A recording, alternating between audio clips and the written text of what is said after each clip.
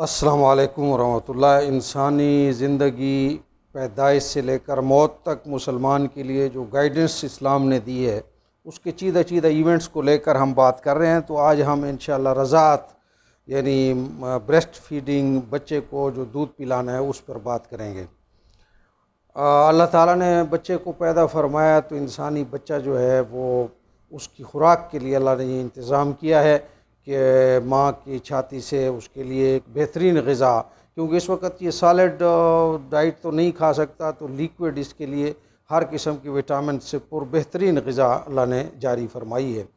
तो अल्लाह रब्बुल इज़्ज़त ने कुरान में हुक्म दिया है कि इस बच्चे को जो हक़ बनता है इसकी खुराक का, जो अल्लाह ने इसकी माँ के अता फरमाई है, तो उसमें मिनिमम 2 साल इसको ब्रेस्ट फीडिंग की जाए नॉर्मल हालात में। एक्सेप्शनल तो खैर वो इलादा ही चक्कर है, वो तो शुरू से ही कोई बीमारी वगैरह हो तो और बात है, लेकिन नॉर्मली एक बच्चे को 2 साल मिनिमम और 2.5 साल मैक्सिमम, ये 2 हदूद अल्लाह ताला ने बताई हैं।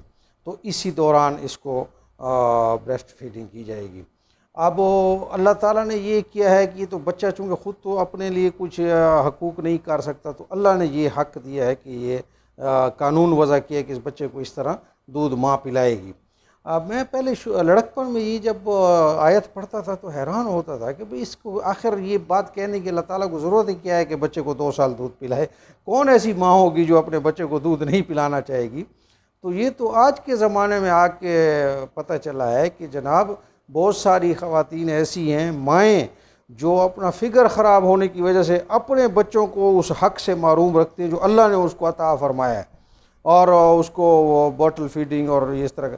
तो बहरहाल ये अल्लाह ताला की हिकमत है, वरना ये मैंने कभी पहले नहीं सुना कि एक माँ भी जो है ना वो अपने फ़िगर की वजह से ही बग़ैर किसी वजह के ये कहे, सॉलिड रीज़न के ये कहे कि मैं अपने बच्चे को दूध नहीं पिलाना चाहती।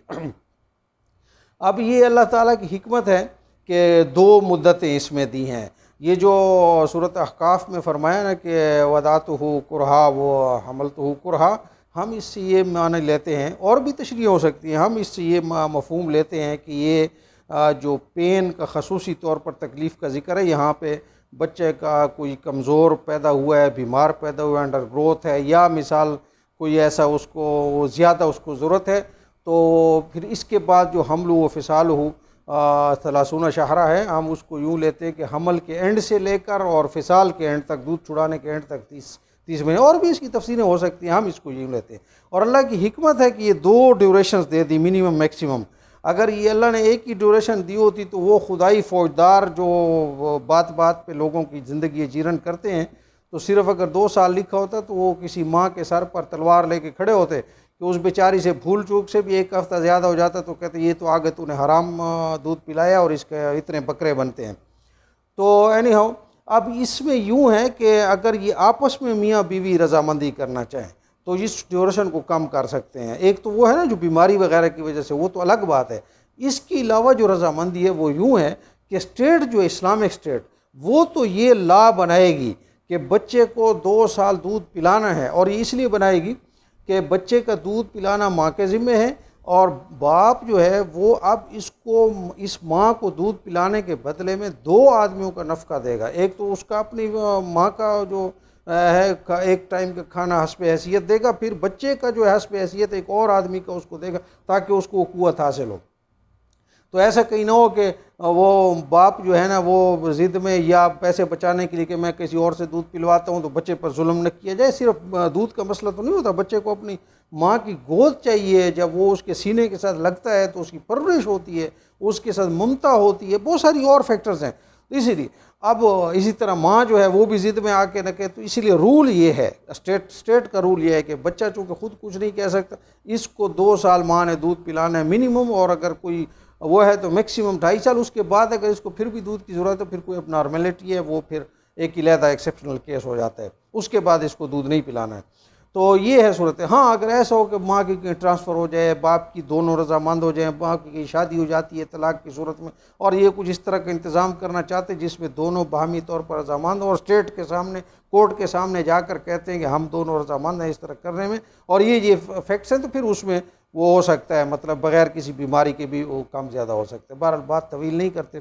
तो ये दूध का मसला हो गया है। और इसमें एक बात और है कि ये जो रज़ात है, दूध है, हमारे इस्लाम के अंदर किसी को महरम बनाना हो, यानी आपके कोई चाहता है कि हमारे ख़ानदान में कोई पर्दा वगैरह का यानी मिला जुला कोई और में फैमिली मेम्बर बन जाए, भाई बहन बन जाए, तो ये हमारे यहाँ ऐसा नहीं है कि अब बाजू पर आपने राखी बांध ली और बस वो भाई बहन हो गए हैं।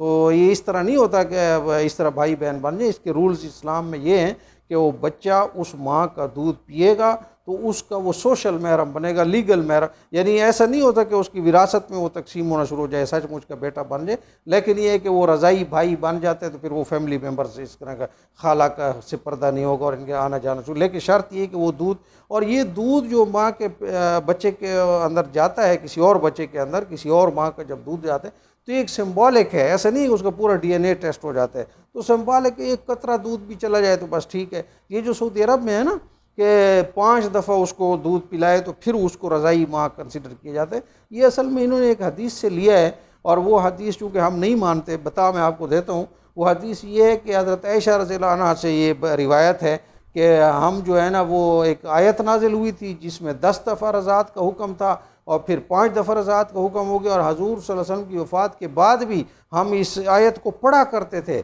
जिसमें 5 दफ़ा रज़ात का हुक्म था, फिर पता नहीं वो कहाँ गायब हो गई। तो चूँकि इस किस्म की रिवायात कुरान को मशकूक बनाती हैं तो हम इसको मानते भी नहीं। लॉजिकली भी 5 दफ़ा हो, 3 दफ़ा हो, एक तो सिंबल ही है। तो ये इस तरह की बात है कि रज़ात का ये यानी बात है। तो बाकी ये दूध की आपके सामने बात आ गई, मना इसमें नहीं है। अगर बीमारी की सूरत तो उसमें आप दूसरी फीडिंग कर सकते हैं। बेहतर ये है कि माँ का, और मेडिकल भी यही कहते हैं कि माँ का दूध ही बेहतरीन उसकी ग़िज़ा है, उसको मिलना चाहिए, बच्चे का हक है। स्टेट को इस पर इस तरह की कानून साजी करनी चाहिए, मिनिमम 2 साल, मैक्सिमम 30 महीने। अस्सलाम वालेकुम।